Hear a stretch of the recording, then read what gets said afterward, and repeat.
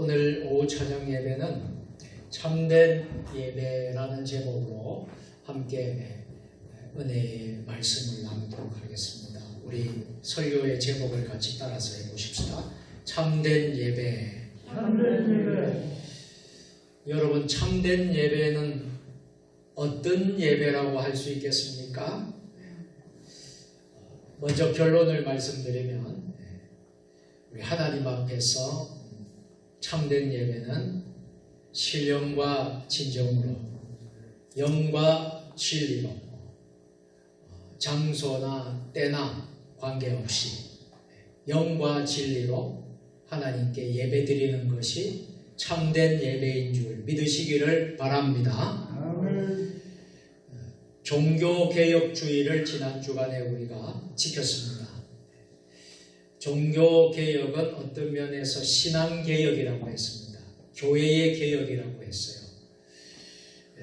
예배의 개혁이라고 할 수도 있겠습니다.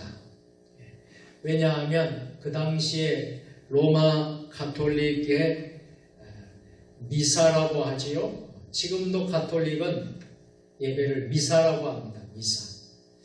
이 미사는 겉으로는 화려하고 겉으로는 장엄하기는 했지만 지나치게 형식적이고 의식주의적이고 외형적인 것이 참 많았다라는 것입니다. 그 대신 하나님의 말씀이 바르게 선포가 되어져야 되는데 하나님의 말씀이 바르게 설교되지 않았습니다. 그래서 로마 가톨릭 교회는 참 부패와 이미 지난주에 제가 다 말씀드린 대로 참 너무나 종교가 참 타락하고 부패했다고 볼 수 있습니다. 그래서 종교개혁을 일으키면서 우리 개신교회가 개혁교회 전통을 따르는 교회가 탄생하면서 오늘날 지금까지 우리는 기독교 개신교를 우리가 믿으면서 개혁교회 전통을 이어가고 있는 줄로 믿으시기를 바랍니다. 철저히 예배 중심이었다 하는 거예요.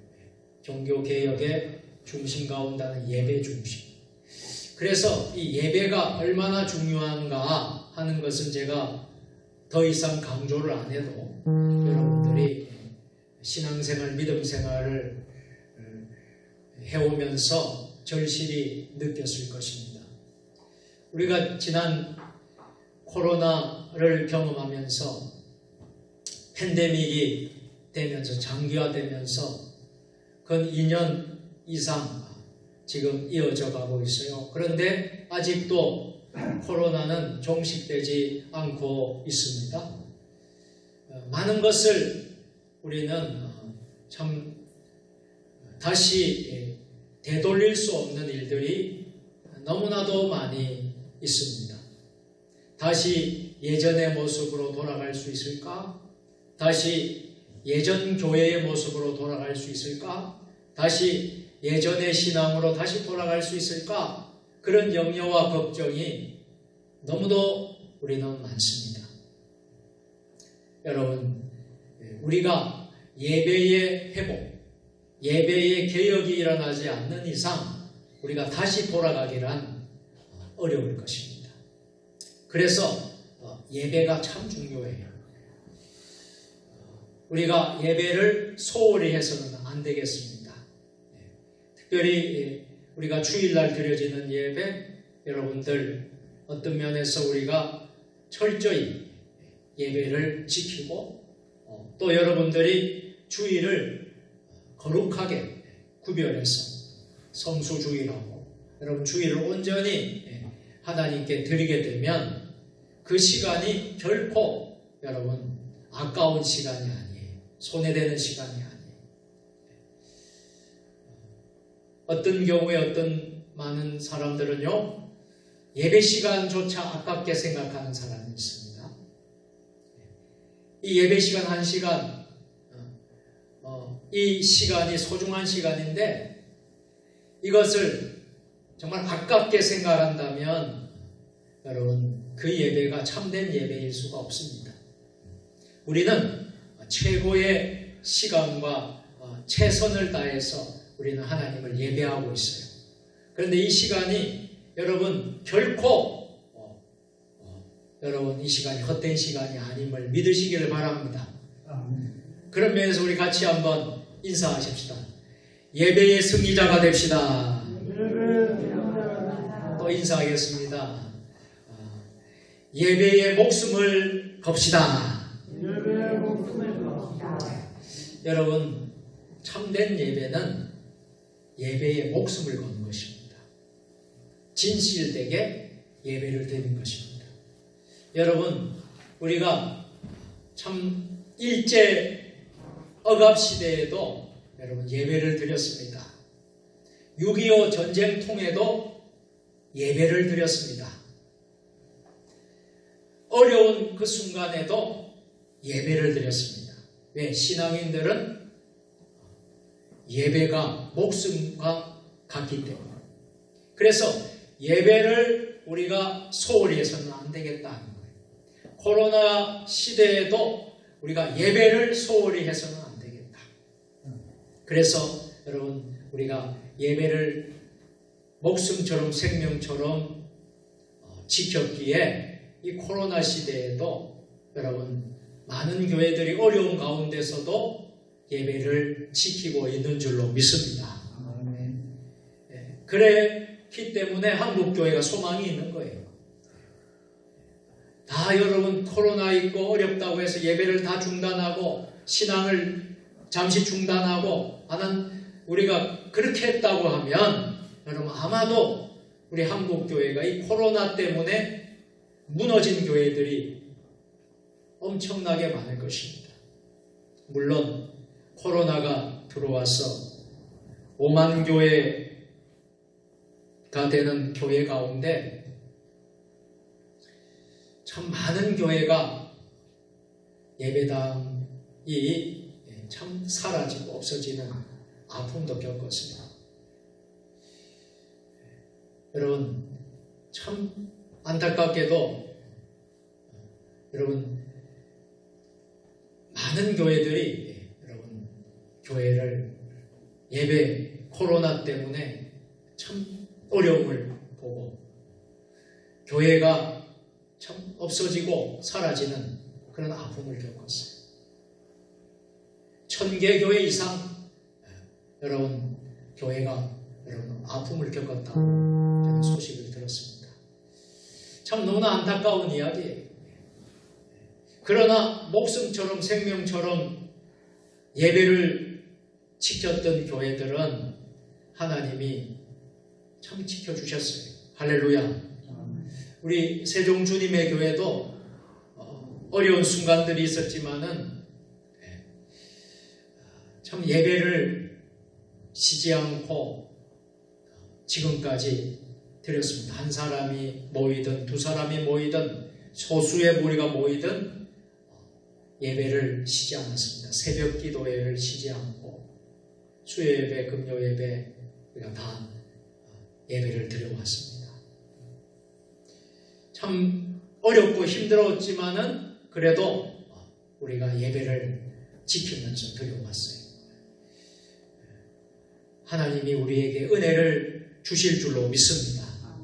이제 위드 코로나가 되면서 좀 더 완화되고 또 많은 또 인원들도 교회를 올 수 있게 되었는데 위드 코로나가 되었다고 교회에 구름대처럼 모든 성도들이 그동안 나오지 못했던 성도들이 나올 수만 있다면 얼마나 좋았겠습니까?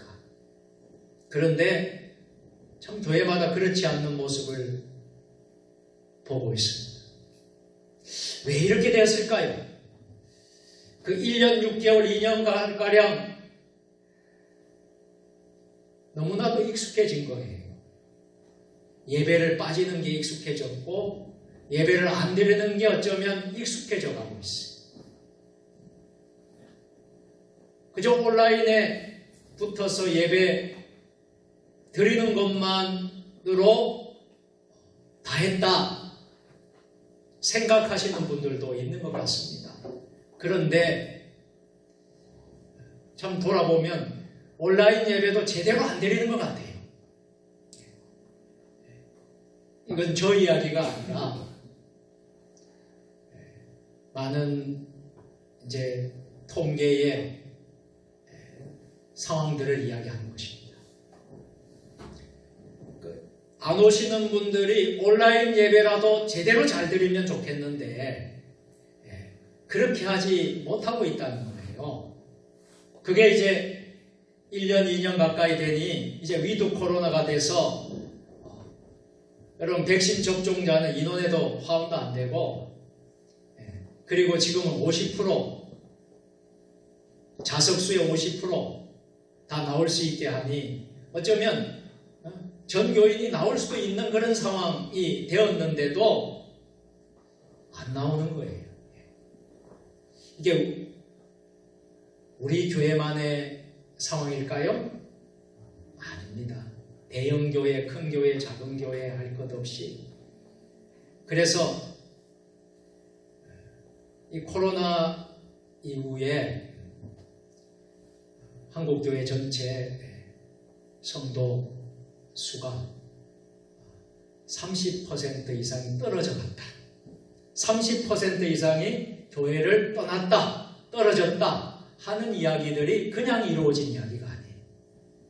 그러니 참 얼마나 시급하고 걱정스러운 일입니까? 그렇지 않습니까? 그러면 우리가 어떻게 이 모든 것을 회복할 수 있을까? 참된 예배를 드릴 수밖에 없습니다. 할렐루야. 참된 예배를 회복하지 않으면 참 어렵다.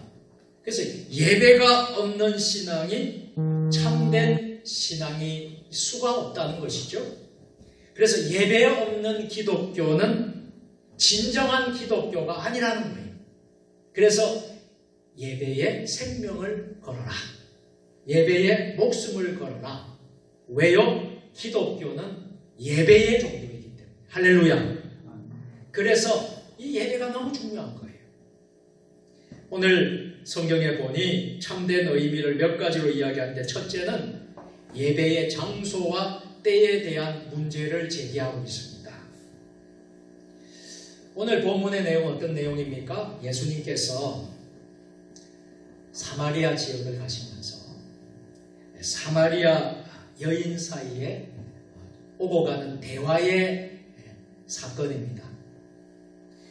예수님은 초기에는 유대 사역을 중심으로 했었어요. 유대 사역을 다니면서 유대 지역, 유대 나라를 동네를 다니면서 사역을 하셨고 그 사역을 다 마친 후에 이제 예수님은 제1차 갈릴리 사역을 합니다. 그래서 유대 사역을 마치고 이제 갈릴리 사역을 해요. 갈릴리 지역으로 사역을 옮겨서 하시게 되는데 예루살렘을 출발해서 갈릴리로 행하시던 도중에 만난 사건입니다. 이 사건이 바로 사마리아 여인과의 만남이었습니다.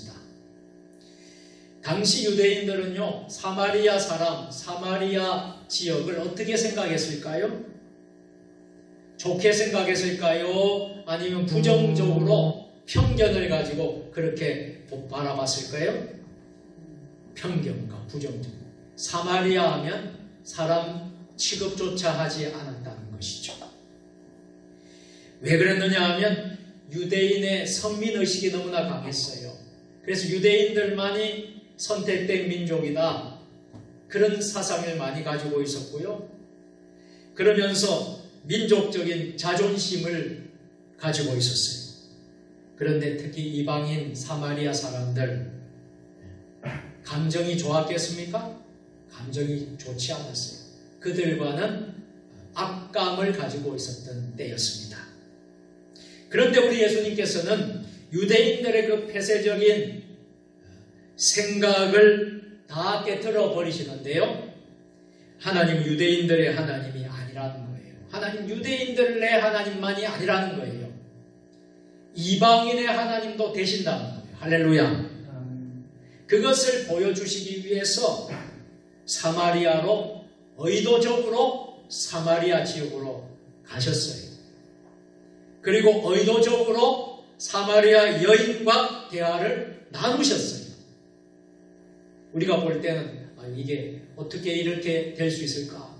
유대인들이 볼 때에 어떻게 예수라는 이가 저 사마리아 여인과 가까이 할 수 있을까? 그렇게 봤을 수도 있을 것입니다. 자, 예수님과 사마리아 여인과의 대화에서 어떤 일이 벌어집니까? 그 여인은 놀라운 것을 체험을 해요. 놀라운 변화를 받아들이게 됩니다. 참 그런 거 보면 우리가 성경은 하나도 틀린 게 없는 것 같아요. 예수님을 만나면 변화가 온다. 할렐루야.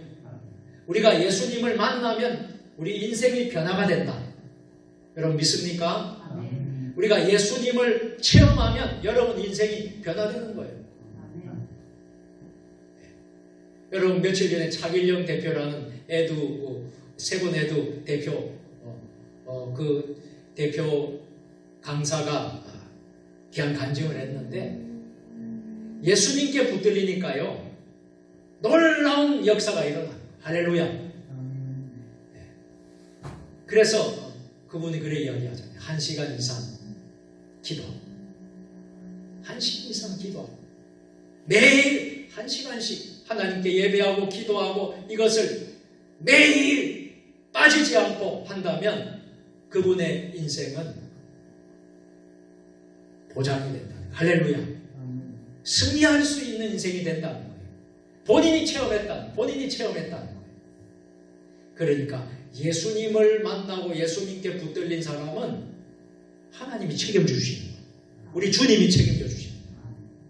사마리아 여인이 누구를 만났습니까? 예수님을 만났어요. 그 여인은 전에 알지 못했던 진리를 깨닫게 되었어요.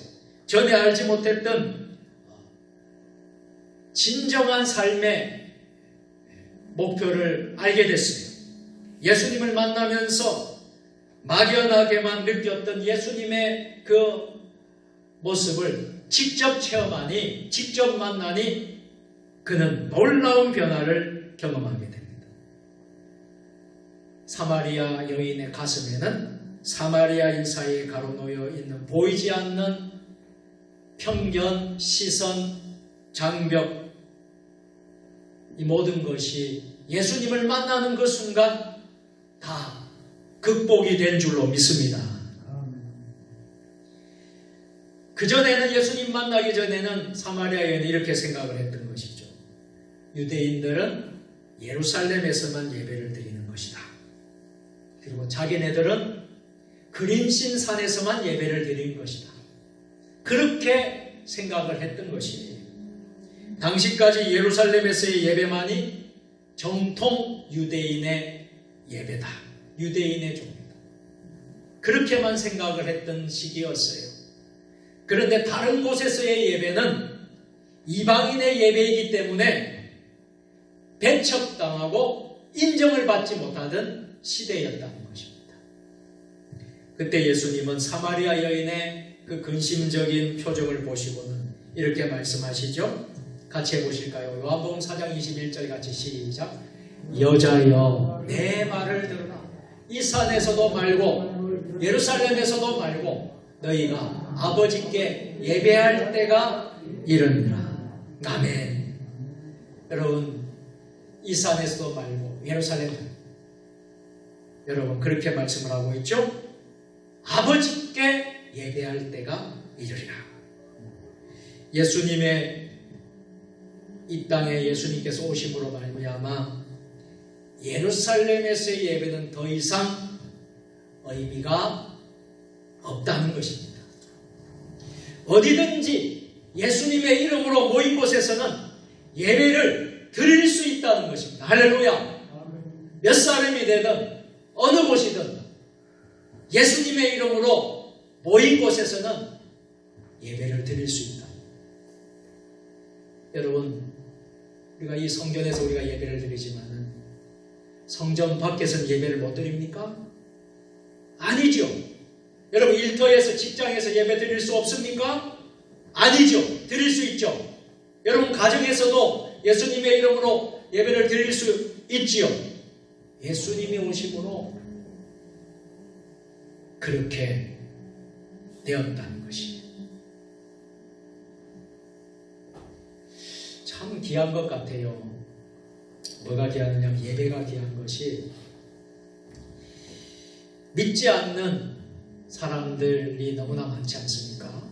세상에는 믿지 않는 사람들도 참 많거든요. 그런데 또 그분들하고 우리가 단절하고 절교하고 살 수 없잖아요.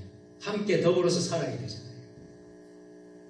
또 안 믿는 사람하고 우리가 가깝게 지내야 되잖아요. 교회를 안 다니고 신앙이 없을 뿐이지 참 누구보다도 가까운 그런 사이도 참 많습니다. 참 착한 사람이 참 많습니다. 자, 그들과 우리가 해야 되는데 참 우리가 그들과 만나면서 여러분 그 장소가 예배의 장소가 된다면 얼마나 좋겠어요. 그러면서 안 믿는 사람 한두 사람이 변화받고 그러면 그 자리가 여러분 예배의 자리가 되는 거예요. 여러분 그런 경험들 여러분 하지 않습니까?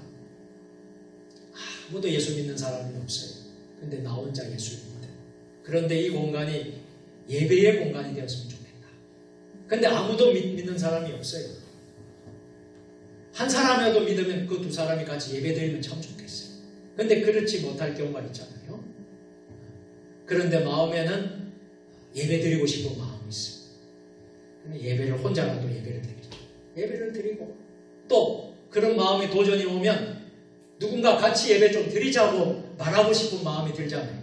그러면 같이 이 예배를 드릴 수 있겠느냐. 근데 성령님께서 그 마음을 감동시켜 주셔서 그러면 나도 예배를 드리겠다. 그러면 그 공간이 어떤 공간이 돼요? 예배의 자리가 돼요. 할렐루야. 그래서 직장이 예배의 장소가 바뀌어요. 여러분 그런 경험들 우리가 했어요. 학교 여러분 학교가 예배의 자리가 되는 거예요. 참 얼마나 기회예요.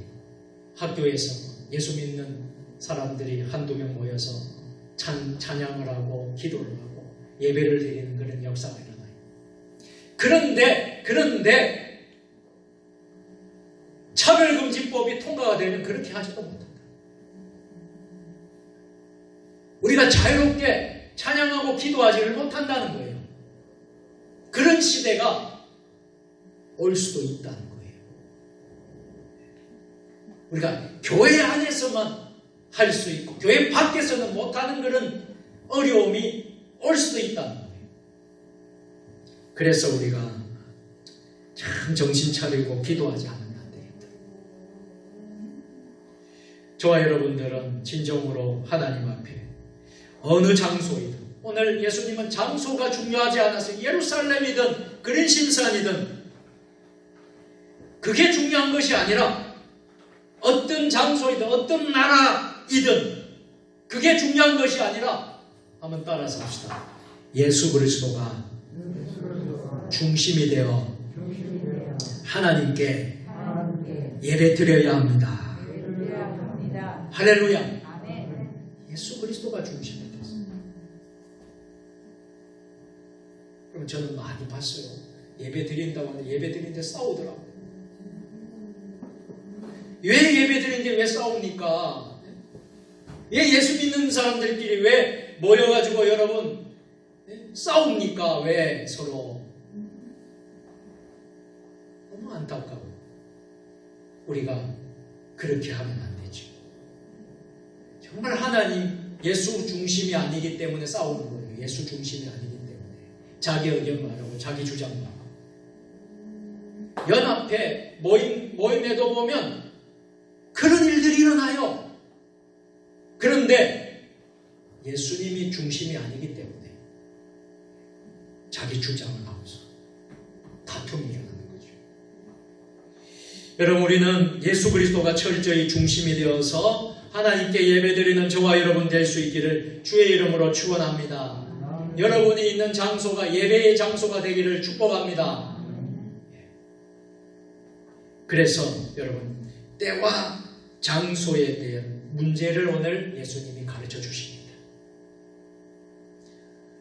어느 때 어느 장소이든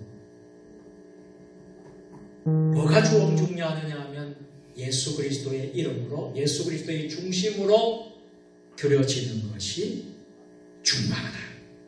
할렐루야. 그렇게 오늘 말씀을 하고 있습니다. 자, 두 번째는 예배에 대한 목적에 대해서 예수님이 가르쳐 주셨어요. 참된 예배는 목적이 있는 거예요.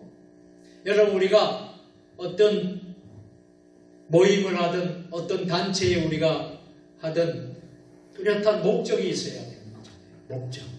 왜 이 모임은, 왜 이 단체는 이 목적을 위해서 모인 단체는 다 목적이 있습니다. 그러면 예배에도 목적이 있다는 거예요. 예배에는 어떤 목적이 있느냐는 거예요. 예수님은 오늘 이어서 사마리아 여인에게 이렇게 말씀을 하고 있어요. 오늘 22절 말씀 같이 읽겠습니다. 너희는 알지 못하는 것을 예배하고 우리는 아는 것을 예배하노니 이는 구원이 유대인에게서 납니다. 아멘. 오늘 우리가 읽은 요한복음 4장, 우리가 전체를 다 읽지를 못했어요. 여러분들이 오늘 설교를 좀 더 이해하려면 1절부터 마지막 절까지 전체를 여러분 한번 읽어보셔야 됩니다. 근데 4장을 우리가 보면 예수님과 사마리아 여인 사이의 대화를 보면서 예배라는 말이 몇 번 나올까요? 예배라는 말이 몇 번 나올까요? 10번 나옵니다.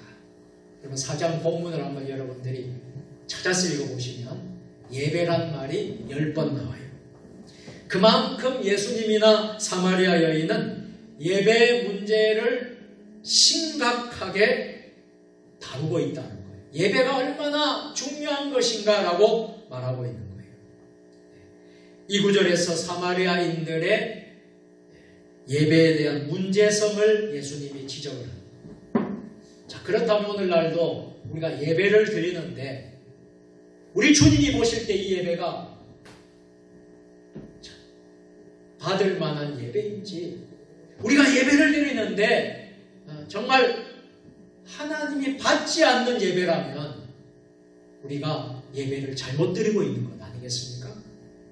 이 사마리아인의 예배에 대한 문제성을 지금 지적하고 있는데 어떤 말씀입니까? 오늘 21절 보니까 너희는 알지 못하는 것을 예배하고, 한번 따라, 너희는 알지 못하는 것을 예배하고, 이것이 문제라는 거예요. 알지 못하는 것을 예배하고. 이는 사마리아 사람들은 성경을 믿어요. 성경을 믿지만은 모세 오경만 믿는다는 거예요. 모세 오경만 믿고 다른 성경은 잊어버렸다는 거예요. 여러분, 성경에는 모세 오경만 있습니까? 아니죠. 복음서도 있고 선지서도 있고 예언서도 있고요, 역사서도 있고요. 성경에는 많은 말씀들이 있는데 모세 오경만 믿었던 거예요. 모세 오경만, 율법만 믿었던 거예요. 율법만. 선지서를 버렸으니 성경대로 믿는 믿음, 건강한 믿음이 아니었던 것입니다. 더구나 메시아에 대한 기대가 명확하지 못했어요. 왜? 율법만, 모세 오경만 믿었기 때문에. 구원이 그래서 유대인에게서 나는 것에 대한 지식이 부족했습니다. 이에 반해서 유대인들은 아는 것을 예배하노니, 우리는 아는 것을 예배하느니 한다고 말했어요. 적어도 유대인들은 구약 성경을 모두 받고 구원이 유대인에게서 나온다는 사실을 알고 있었다는 말씀입니다. 여러분, 세상에 있는 모든 종교에는 우리처럼 우리가 드리는, 저들이 말하는 예배 행위가 있어요. 예배. 물론 우리가 드리는 예배와 다릅니다. 여러분, 우리 기독교도 예배가 있습니다. 예배가. 오늘 본문의 말씀처럼 세상 종교들은 알지 못하는 것을 예배하는 거예요. 알지 못하는. 어제도 잠깐 조치원에 나갔는데 조치원역 주변에 왔다 갔다 다니면서 하는 사람들이 있지요. 남녀가 혹은 또 두 사람이 꼭 이렇게 다니면서 조그마한 가방을 이렇게 메고 지나가는 사람 붙들고 말을 하죠. 저들도 예배한다고 생각을 해요. 그런데 알지 못하는 것을 예배합니다. 알지 못하는 것을. 그런데 우리가 믿는 우리 그리스도인들, 믿는 기독교는 아는 것을 예배하는 줄 믿습니다. 세상의 종교들은 자기들의 요구와 욕망을 충족하기 위해서 예배 행위를 하지만 성경의 예배는 계시된 하나님, 알려진 하나님, 이 하나님을 예배하는 줄 믿으시기를 바랍니다. 그러니까 예배에는 중요한 하나님이 빠지면 안 돼요. 믿습니까? 우리 예수 그리스도가 빠지면 안 돼요. 예배 안에. 우리가 누구를 위해서 예배를 드려요? 우리가 그걸 잘 기억해야 돼요. 하나님이 구원의 주이심을 믿으시길 바랍니다. 하나님이 우리를 구원해 주셨다는 것을 알기 때문에 그분에게 우리는 감사와 경배와 찬양으로 예배를 올려드립니다. 우리의 예배는 막연한 예배가 아니에요. 막연하게 하는 예배가 아니에요. 그렇다고 해서 우리들의 욕망만 충족하는 예배도 아니에요. 여러분의 욕망 충족하고 여러분의 욕망을 메꾸고 충족하면 교회 안 나와도 돼요. 여러분 세상에 가셔서 여러분요 그걸 채워넣는 곳에 가셔서 하셔도 돼요. 그런데 그게 아니잖아요. 우리가 예배 드리는 것은 오직 하나님께 영광 돌리는 거 아닙니까? 할렐루야. 우리가 드리는 것은 바로 하나님의 말씀에 근거해서 계시된 하나님의 말씀에 근거해서 하나님 우리에게 주신 구원의 은혜를 감사합니다.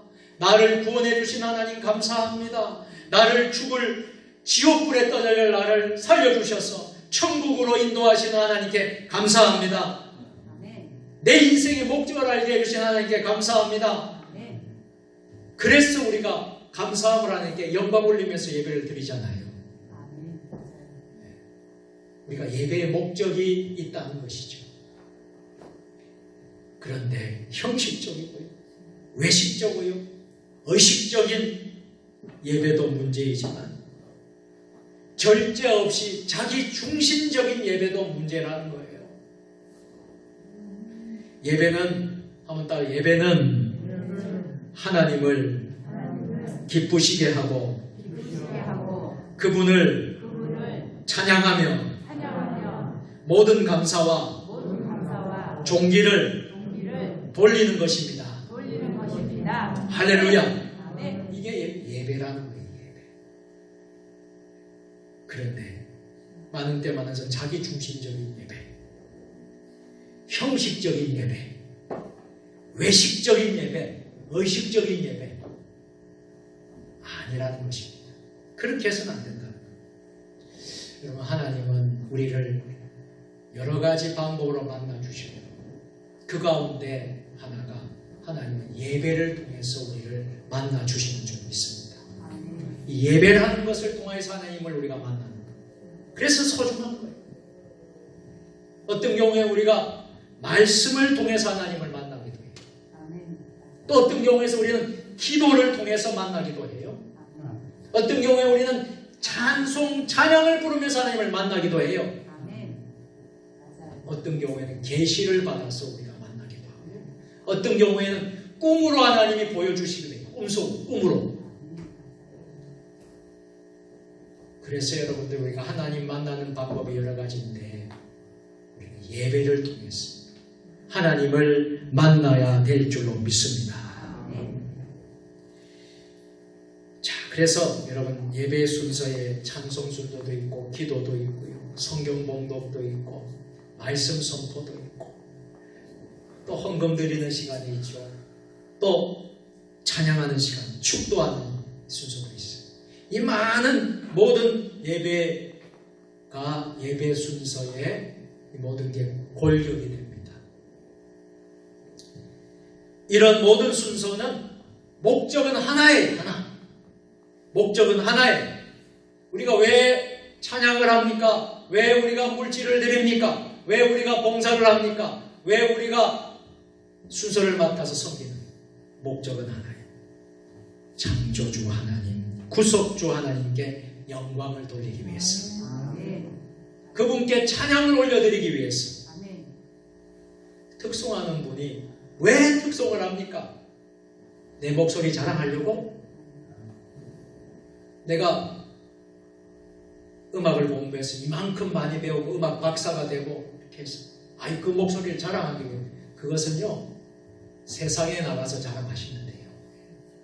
세상에 가서. 그러나 우리가 하나님 전에서 하나님을 찬양할 때는 나는 죽고 그분을 높이는 거예요. 할렐루야. 그분의 영광을 위해서 하는 거예요. 우리가 헌금을 드리는 것도 그분의 영광을 위해서 드리는 거예요. 우리가 봉사하고 섬기는 것 그분의 영광을 위해서 하는 거예요. 내가 드러나기 위해서, 나를 자랑하기 위해서, 내가 높아지기 위해서 하는 것은 하나님 결코 기뻐하시지 않는 것입니다. 마지막 세 번째로 예배의 정신의 문제를 우리가 기억해야 돼요. 예배의 정신이 있습니다. 참된 예배 드리기 위해서 예배의 정신을 우리가 알아야 돼요. 예수님께서는 사마리아 여인에게 구체적으로 예배의 정신을 알려주고 있습니다. 오늘 말씀 한번 보실까요? 23절, 24절 요한복음 24장 23절 같이 시작. 아버지께 참되게 예배하는 자들은 영과 진리로 예배할 때가 곧 이때라. 아버지께서는 자기에게 이렇게 예배하는 자들을 찾으시니 하나님은 영이시니 예배하는 자가 영과 진리로 예배할지니라. 아멘. 예수님께서 이 말씀을 통해서 예배의 원리를 알려주고 있어요. 아주 정확한 대답을 해주시는 것입니다. 본문 말씀에 계시하신 대로 하나님께서는 자기에게 예배하는 자를 찾으신다. 예배하는 자를 찾으신다. 오늘도 지금 이 시대에도 하나님 예배자를 찾으십니다. 그러니 여러분들이 얼마나 복받은 사람입니까? 여러분들이 얼마나 여러분들 축복을 받은 사람입니까? 지금 여러분들이 뭘 하고 있습니까? 예배 드리고 있어요. 하나님은 누구를 찾고 있어요? 예배하는 자를 찾고 있는 거예요. 그러니 예배가 얼마나 중요합니까? 이래도 여러분들 예배를 소홀히 하시겠습니까? 예배를 우리가 귀하게 여겨야 돼요. 참 이것이 바로 참된 예배입니다. 그리고 하나님께서 인생을 지으신 이유를 말씀하시는데 내가 인생들을 지은 이유는 무엇인가 하면 내가 예배를 받기 원합니다. 할렐루야. 하나님이 예배를 받기를 원하신다는 거예요.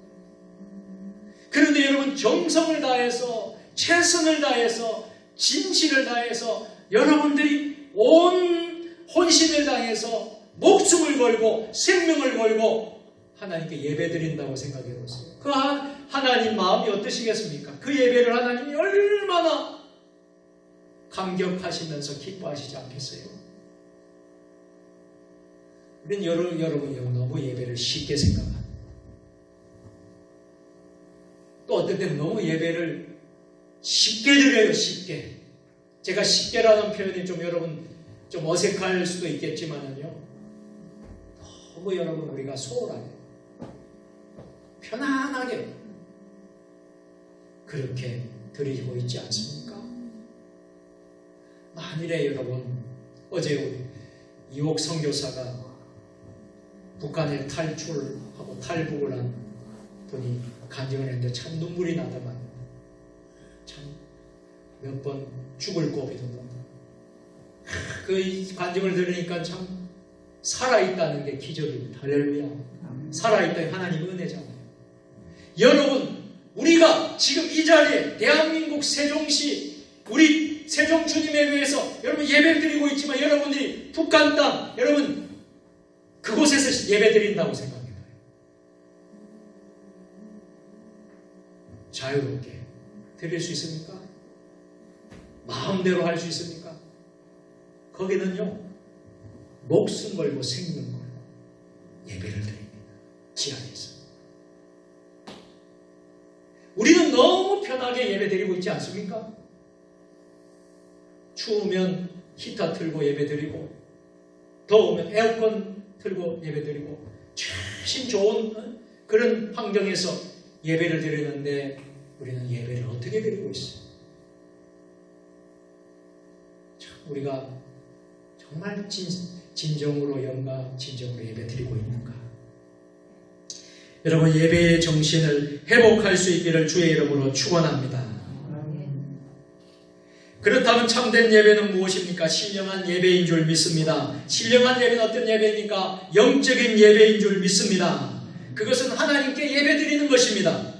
하나님 어떤 민족도 어떤 나라도 어떤 지방에서 독점할 것이 아니라, 예루살렘 그린심산이 중요한 것이 아니라 어디서 누구든지 성령으로 거듭난 자이면 하나님께 예배를 드릴 수 있는 줄로 믿습니다.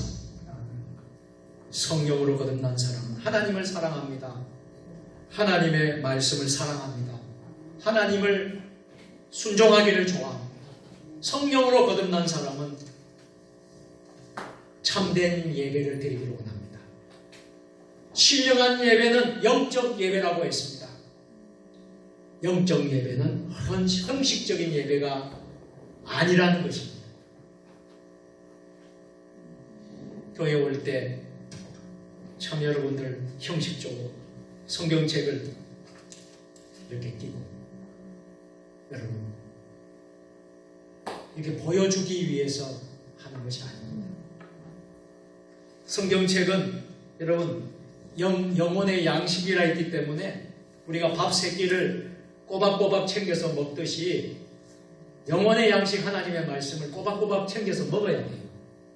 그런데 여러분 얼마나 한 주 동안 꼬박꼬박 여러분 영혼의 양식을 잘 챙겨 먹고 있습니까? 밥은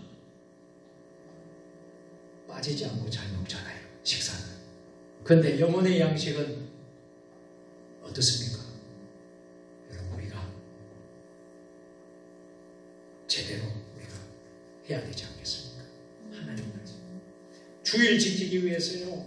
바쁘게 우리가 살아요. 바쁘게 여러분 얼마나 바쁩니까? 바쁘게 사는데 정말 하나님을 만나는 시간 얼마나 우리가 가집니까? 내가 돈 버는데 바쁘고 직장생활에 바쁘고 만나는데 바쁘고 어디 다니는데 바쁘고 얼마나 바쁩니까? 그런데 진정 하나님께 바치는 하나님께 드리는 시간은 얼마나 되느냐? 그저 주일날 여러분들 오셔서 그제서야 아이고 하나님 죄송합니다. 이제서야 성경 처음 봅니다. 지난 월요일부터 토요일까지 너무 세상이 바빠가지고요. 하나님 말씀은 한 번도 못 읽었습니다. 이제 주일날 딱 한 번 펼칩니다. 하나님 용서해 주세요. 정말 용서해 주세요. 여러분 그렇게 하십니까? 우리가 매일매일 하나님 말씀을 우리가 먹고 또 우리 말씀대로 또 살고 우리의 삶이 예배의 삶이 되기를 주의 이름으로 축원합니다. 하나님의 특권입니다. 기독교인의 특권입니다. 우리들의 삶의 중심입니다. 우리가 살아있음을 확인하는 것은 바로 예배자로 사는 것입니다. 그래서 우리는 이 예배를 통하여서 그분께 하나님께 우리 높이고 구원에 대한 우리들의 응답을 하고 구원에 대한 우리의 기쁨을 올려드리고 환희를 느끼면서 우리는 하나님이 우리를 이렇게 구원해 주셨구나. 하나님이 이렇게 우리에게 복을 주셨구나. 하나님이 이렇게 우리에게 은혜를 베풀어 주셨구나. 감사와 찬송을 올리고 우리가 예배를 드리는 것입니다. 그것이 바로 여러분 참된 예배입니다. 저와 여러분들의 참된 예배를 신령과 진정으로 드리면서 우리 남은 생애를 주님과 더불어서 복되게 사는 우리 모두가 되기를 주의 이름으로 축원합니다. 전능하신 하나님 아버지, 오늘 참된 예배에 대해서 말씀을 나누 어렵습니다. 영과 진리로 참된 예배를 드리는 주님의 자녀들 되게 하여 주옵소서. 예수님의 이름으로 기도드리옵나이다.